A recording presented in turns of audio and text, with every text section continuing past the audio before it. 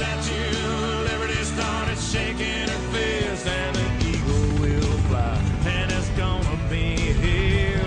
I brought to you courtesy of the red, white, and blue. It's time for Veterans Issues, the show that brings you information about veterans, military, and their family. Now here's your host, Ken Rollins. Welcome to Veterans Issues. Ken Rollins here. Today's guest is the superintendent of the Oxford school system. Got a lot of things going on. You folks out there, especially you veterans that's got children in the school, stick around. We got some good stuff for you. Get your pen. Be right back. Welcome into Veterans Issues.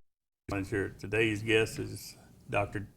Jeff Goodwin. He's the superintendent of education at the Oxford school system. It's a huge place here for those of us that live in Oxford, and we're coming to you today from the Oxford studio. Welcome to the show, Jeff. Than's for having me, Ken.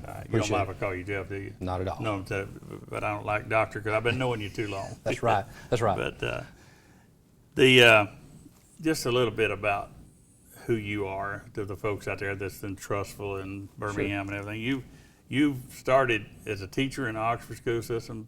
That's correct. And then, yes, sir. Yes, sir. Very fortunate. Started my 11th year as superintendent of the Oxford City School District.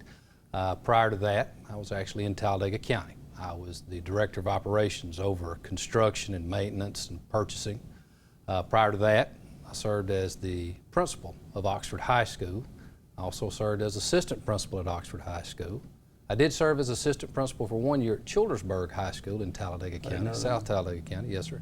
And then I was a science teacher, a football coach, a basketball coach. I also assisted with track, drove a bus, did whatever was needed. You drove a bus? As a teacher. Absolutely, yes sir. Enjoyed all of that, and feel like it's helped me in terms of my job today. I see you every once in a while. We'll pass at the market. I just wondered what it must feel like to be the superintendent of the school system like Oxford, and from your perspective, sure, to sit amongst others out there. I remember one time we bought a middle school, and paid cash for it, wasn't it? Or paid for it. Yes, absolutely. The city of Oxford. Mm-hmm. Well, I say that I have the best job in the world because I really do. I'm very blessed to be the superintendent of the Oxford City School District because it is a community school. We jokingly say that the Oxford City School District is the largest 1A school in the state of Alabama because it does feel that way. It's a growing city. It's bigger and bigger, every day, but it's still got that small town, small school district feel. And it's an honor and a privilege, and it's a great feeling to be the superintendent of the school district. Imagine it. The connection here with veterans and this Veterans Issues is we have a lot of veterans who send their children to the school.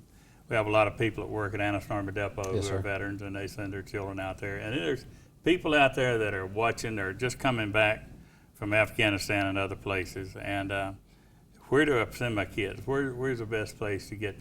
Do I go, and I'm not talking about any other school, and I won't, but if you say I graduated A school, or I graduated B school or C school, Oxford being A school, the potential for hiring out there would probably be better knowing that you got it. Because I saw something in some of these notes that I'm going to cover, the things that you're teaching out there. It's not the reading, writing, arithmetic anymore. There's stuff out there that's pre-college. Yes, sir. And very proud to live in a city that does that. How many schools do you have in Oxford? Well, before I answer that question, I do, since we are on this show, would like to extend my warmest thanks to all of our veterans out there, the prior service and those that are serving now, for what they do for our country. We appreciate that. I want you to know that the Oxford City School District appreciates and admires everyone who's ever worn the uniform in any way, shape, form, or fashion.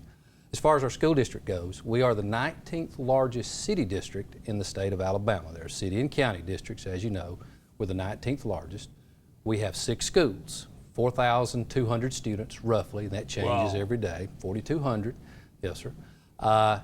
We have 3 K-4 schools, and we have our K through 4th grade, kindergarten through 4th grades, divided up into a west with Coldwater, a central with Oxford Elementary School, and then an east with DeArmonville Elementary. Okay. Then we have a 5th and 6th grade school, which is C.E. Hanna, a 7th and 8th grade school, Oxford Middle School, and then of course Oxford High School, grades 9 through 12. And you know, we say, and it is the truth, Oxford High School is our flagship school, and it is the center of the community, almost geographically, but certainly in terms of culture in the city of Oxford. Well, that big old thing just goes so far that athletics is only a small part of the school system over there. And I had a thing here, how many students? You said 4,200, but Yes, sir. that's, and your offices are where? Up there, y'all moving your office, you're up on the hill now. That's correct. Right now, we are where the district office has always been, on the campus of Oxford High School. But we hope by mid-July that we'll be moving into our new office, which is in downtown Oxford. It's actually at the end of Main Street going out of Oxford, where the old post office used to be. I know where that's at. And the bank, where both of those buildings were. We've remodeled, added on, and done a lot of nice things there. The headquarters for the school district. That is so nice, and I'm so proud of everything that Councilwoman Hubbard and all the others are doing for the city of Oxford. I can remember when I went to Oxford, we would ease out and go to the old stores down there in and around the Oxford, and the Oxford I knew back then is not the Oxford now, and it's moving and shaking. But that area there where you're moving has been dead for a while, and you're gonna bring life to it. We're looking forward to being a part of downtown. Yeah. We feel like located there, we're going to have our employees there in the district office right there in the central portion of the old downtown in the business district, and we feel like it's going to help. Yeah. We also are looking forward to being good neighbors. It's a good place. Good place, easy to go get something for lunch. That's right. Because there's some good places. Not a far walk at all. That's I'm for telling sure. you, that's great. And then you got in some of the talking points you and I talk about, the strategic plan, the long plan. What is for the people out here that what has Oxford got up its sleeve now? That's what we. Sure. Can you talk about it? Yes, sir. Absolutely. In fact, we want to talk about it. We want input. School districts in the state usually construct a 5-year plan from one point to 5 years later. What do you foresee? Future needs, opportunities, growth patterns, etc. Our current 5-year plan expires 2015, December 31st, 2015. So we're really going to start the planning process, and have already started back in the spring, looking forward to enacting the new plan, which will run to 2020. It's not exactly 5 years, but it's going to be close. What we're looking at there is, what do we want the school district to look like? What do we want it to be? And we want to hear from not just parents, but our kids. The kids that are here now, what do they envision? What do they want out of their education? What do our stakeholders, community, people like yourself, all the taxpaying citizens of Oxford and the surrounding areas, how can we be the best school district we can be? And that has everything to do with facilities, the financing, the programs we offer, the classes we offer, extracurricular activities, things that people see that our district needs to not only improve on, but things we're doing well and we want to do better.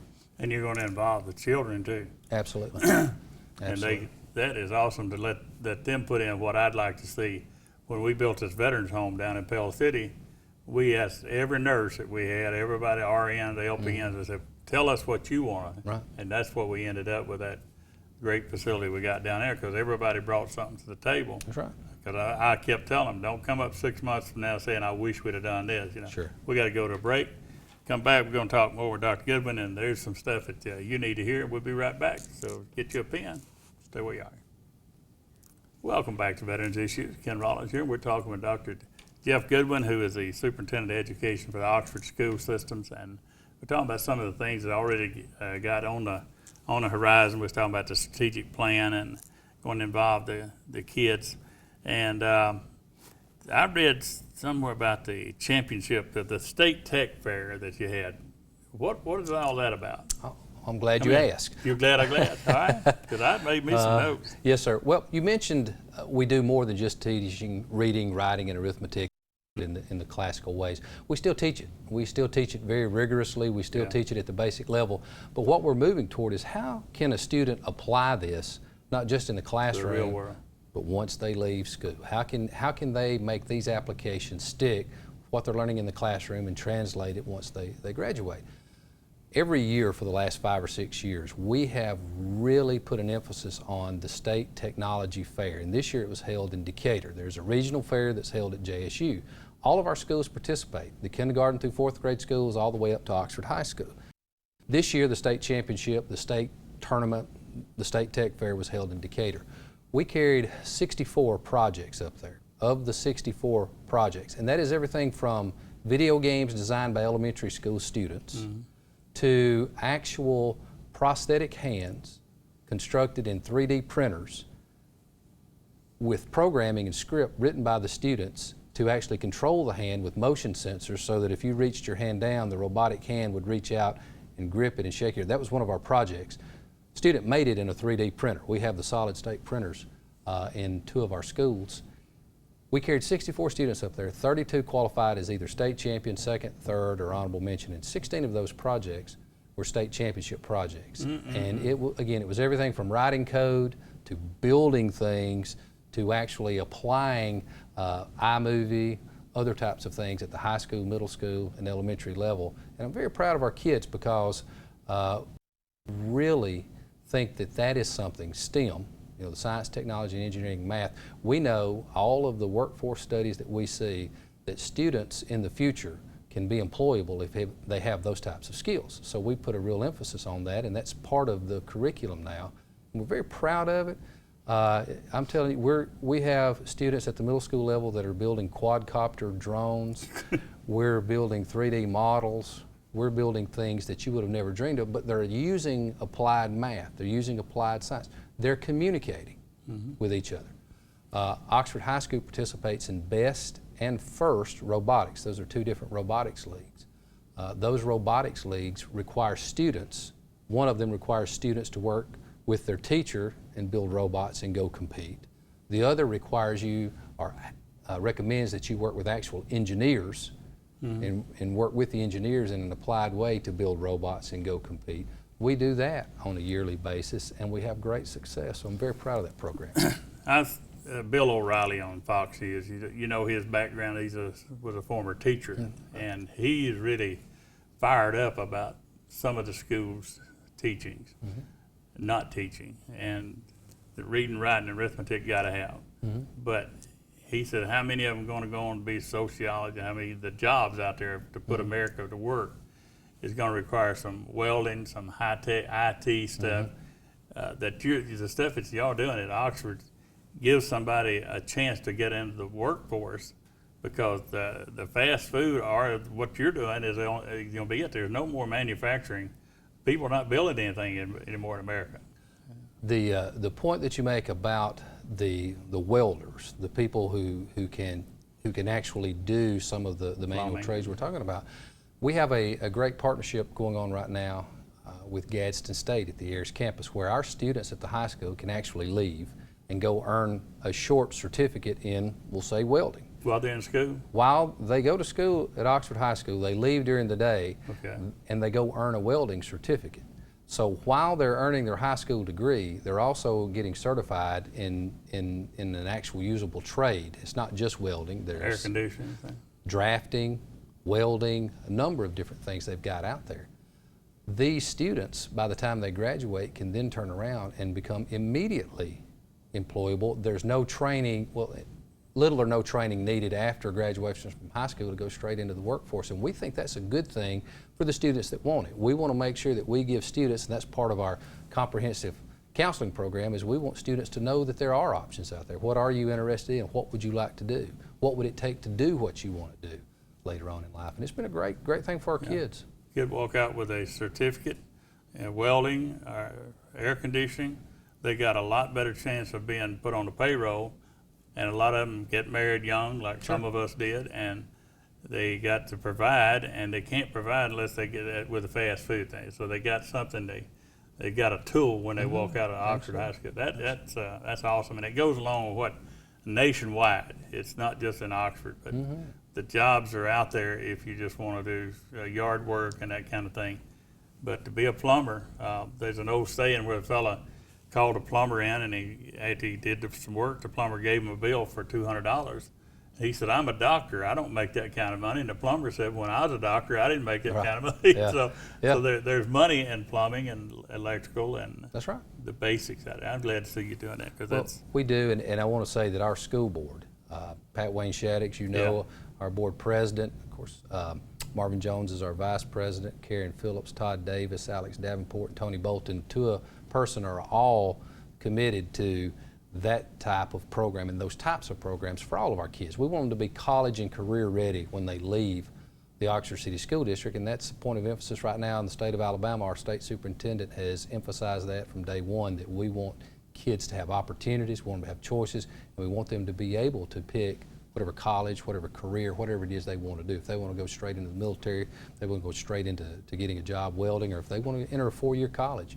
we want them to have all of those opportunities. Yeah, a friend of mine's granddaughter graduated there, Samantha Presson, and to look at all the scholarships and stuff that's given out, they're coming from everywhere. That's a great night to watch all of that. But I've seen these kids over the years out there to throw their hats in the air, and I've wondered, what did they face? You know, did the girls even take cosmetology? That's a way to make a living, you know, and did the guy take woodworking or, things like that? If they don't know that, they're going to end up on the phone calling the guy that's going to get the $200 an hour to get out there. The Career Center at Oxford High School, I got some notes I got to talk about, but about the Career Center you're doing, new Career Center. Yes, sir. 38,000 square feet, 2 stories.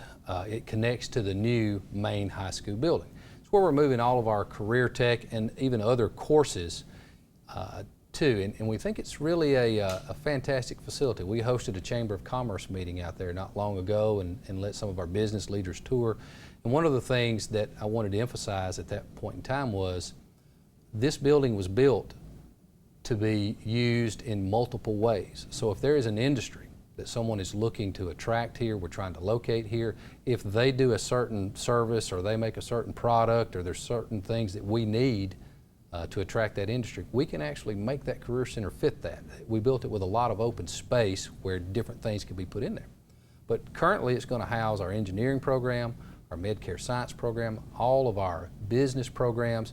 We even have a working television studio that we built there, a smaller version of what we're in now, and we're looking forward to partnering with TV24 and seeing how we can actually produce some of our own content there and utilize our kids that are in some of our fine arts programs, our graphic art and design, our theater programs, visual arts, because a lot of our kids kind of cross over. They take different courses. And I was watching Teresa Shadrick. She is so excited about some of the stuff she does and what those kids do in her class.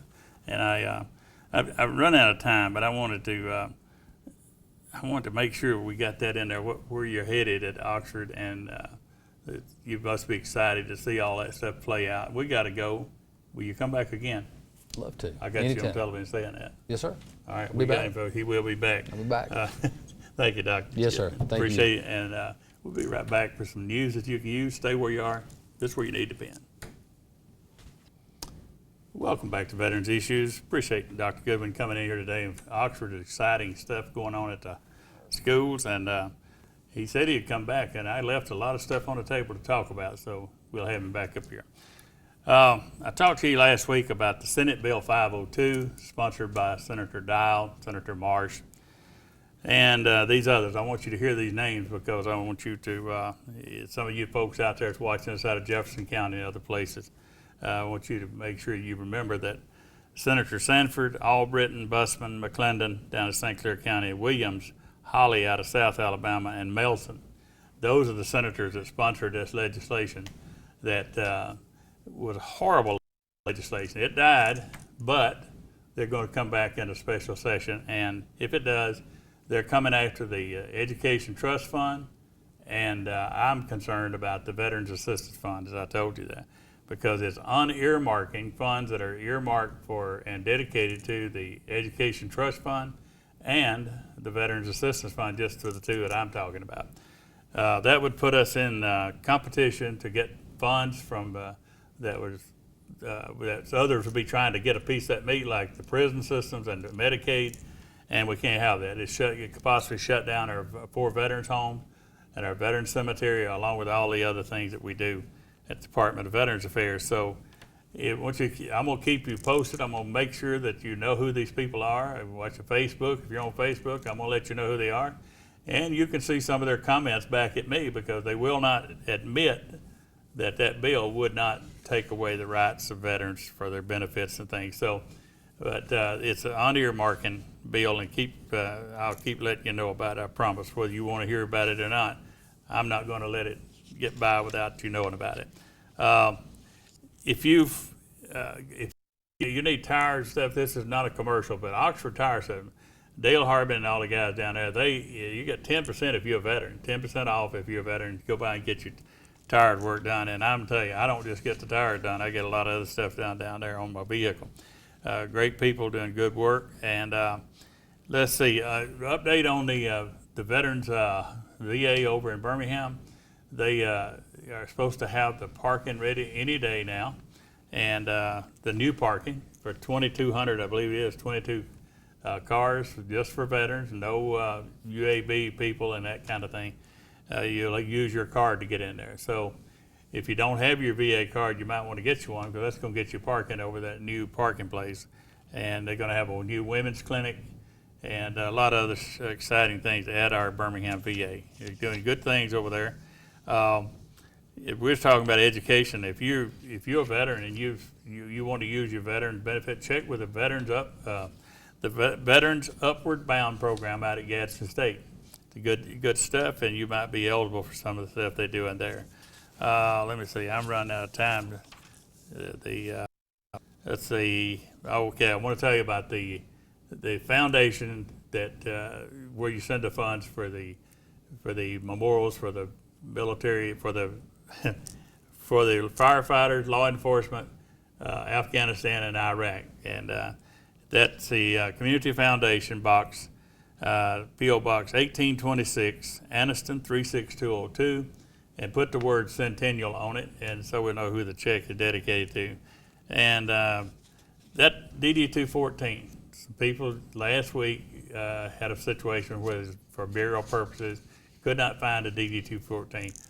Go get that DD-214 right now. Put it somewhere where everybody in the house knows where it's located, and because it's very important for your burial services. And this week's salute goes out to all those that go to bat for the Alabama veteran. A lot of you did on this recent bill, and that was the reason it was tabled, because the phone rang off the hook. I'll call on you again next week. I'll see you here on Veterans Issues. Be a guest that you'll like to see. See you then. Salute.